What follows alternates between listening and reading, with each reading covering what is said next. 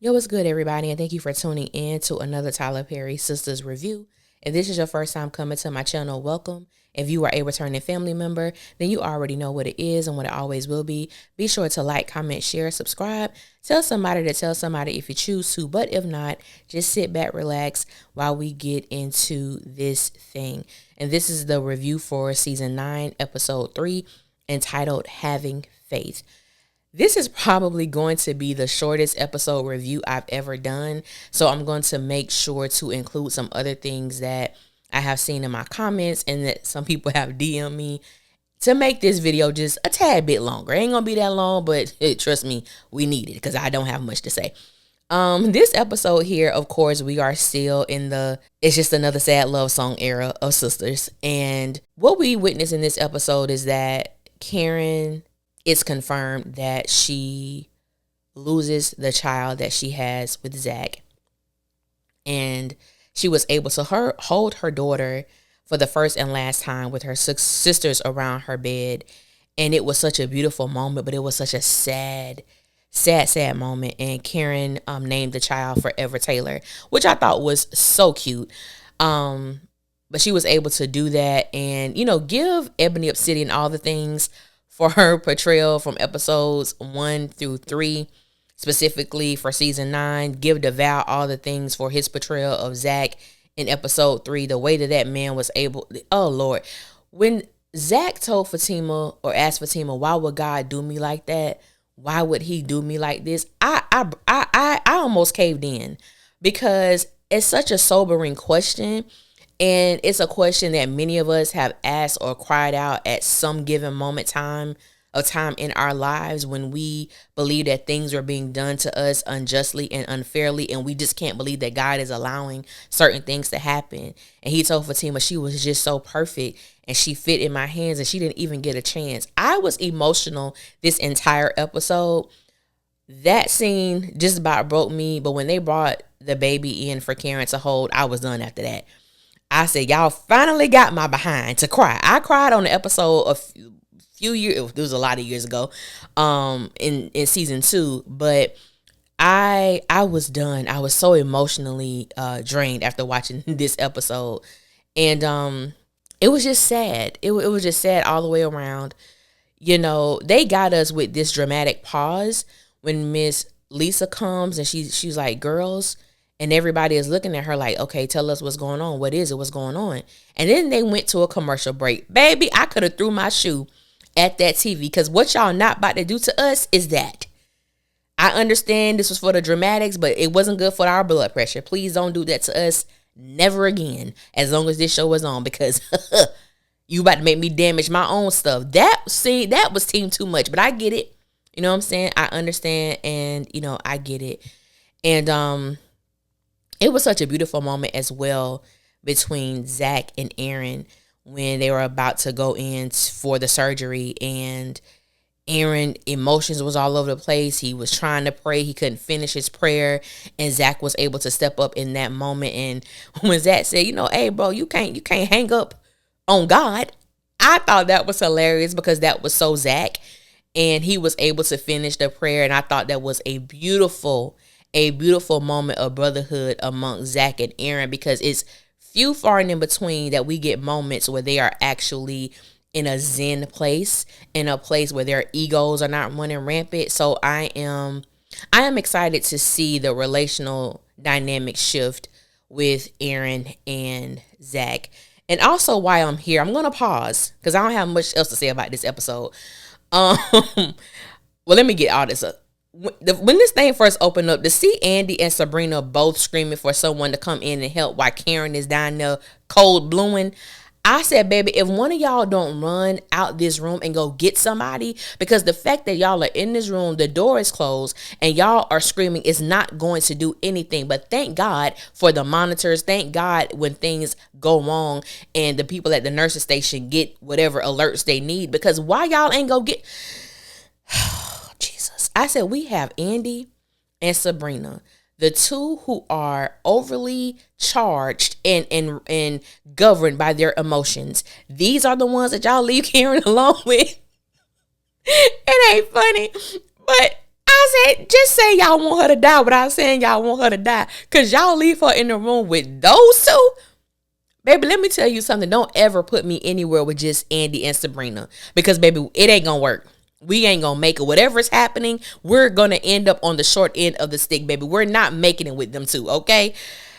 I said, this ain't even supposed to be funny. But I had to chuckle because I'm like, writers, y'all show me so many signs of y'all not liking Karen. And this was a prime example. Because what these two finna do? They've shown us. Somebody is cold blowing and they are screaming, I just can't. Oh, I just can't. Maybe my twisted mind had to find the humor in it because I just can't deal with all this darkness that has been, clouding Sistas for these first 3 episodes. Sabrina and Danny are in the waiting room and, they took a little pause and she begins to tell Danny what has happened with Rich. Rich ends up calling because he wants to explain. What is there to explain? You're explaining what? You and Sabrina are not together. She caught you having sex with Penelope. And this is a thing I wish that most people would do. When you're caught in something or you stand in it, stand on it, stand by it. You had sex with Penelope. What do you have to explain? There's nothing to explain. Like, that's the part I don't understand. And I know that they are going to drag this thing with Sabrina and Rich, and I, for one, don't give 2 damns. I, for one, don't give 2 damns about Tony anymore either. You gonna go to Alaska or you're not? Pick one. I don't care. Like, honestly, Tony and Rich can get off my screen and take Penelope and Jordan with you. Because what the hell do they bring to the show? I ain't even trying to be mean. I'm just being honest at this point. Because why is it that them 2 bozos, Larry and Mo, gets more screen time than Aaron? And this brings me to what I'm going to add in this video. I take nothing away from DeVal's performance. It was needed. And I'm glad that we got an opportunity to see his responses. This takes nothing away from Fatima being his rock when he needed her to be his stronghold when he needed her to be. And she was that effortlessly. And she did it with such grace and poise throughout this entire time. But this also goes to show how the writers continue to play on Aaron's top. That's why I will always mention this in my videos until something is done. Because we were able to see Zach go through all the emotional turmoil that we needed to see him go through. Because at the time, no one knew which child could possibly be born stillborn. None of us knew which father was going to be without his daughter. None of us knew that. This entire time, these first 3 episodes, we did not get an opportunity to see Aaron go through anything. We did not get an opportunity to see who was there for him when his emotions were getting the best of him. Who was there for Aaron, informing him of everything that was going on, because he wasn't in Karen's room for much longer than Zach was. We didn't get the opportunity to do that, and we, to me, needed to see that. And this is what I mean when I always talk about the bias and favoritism on this show.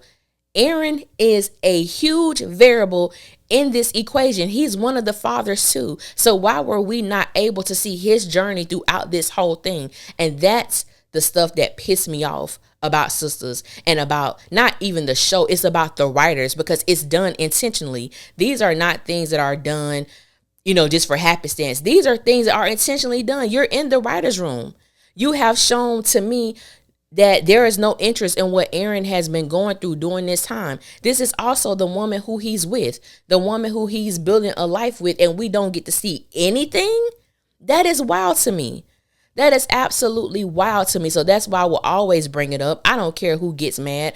I don't care who doesn't like it. The truth is the truth. When you think about these past 3 episodes, did we get an opportunity to see Aaron's responses like we got an opportunity to see Zach's?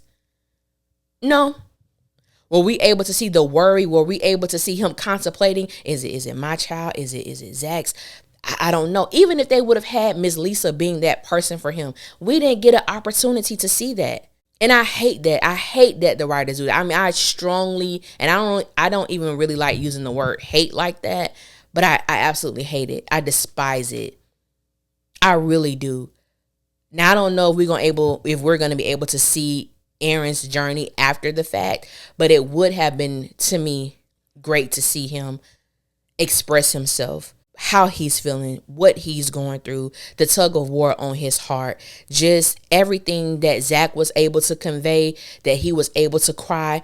And I understand that he was going through heartbreak, but we didn't get to see this man experience the joy, or even if we didn't see him holding his baby, him looking through the glass and seeing, his child's name on, like, it was nothing.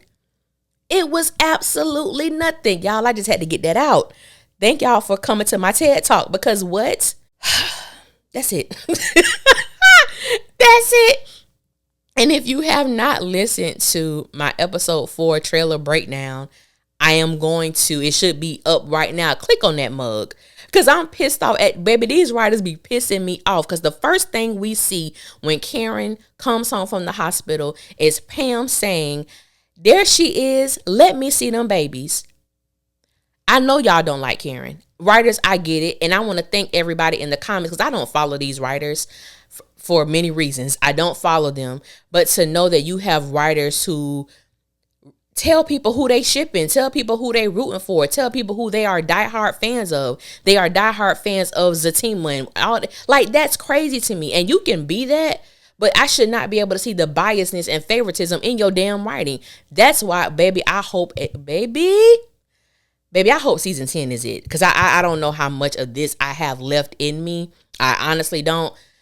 I'm trying to hold on. I am trying to hold on, but baby, it is hard. It is difficult. It is honestly difficult. But to have this woman who has went through what she's gone through come home, and that's the first thing that she hears, knowing that it was her hope and prayer that she was bringing 2 babies home from the hospital and there's only one, and no one informed Pam. As I stated in my trailer breakdown, it's giving Mean Girl. It's giving Mean Girl energy, writers, because why? I'm going to leave it at that before I cuss y'all out. I want to thank everybody for listening. Baby, I know this review was all over the place. Thank you if you made it this far, okay? I want to thank you guys for listening. Until next time, I'm going to be doing the video a little later with episode 4 spoilers. I'm going to provide the link so you can go and support, I believe, Star, who writes these. I think they come out every Thursday at midnight. So I'm going to talk a little bit about what's in the article and provide the link so you guys can read it in its totality. But until next time, I'll holler at y'all later. And y'all be safe out there. When?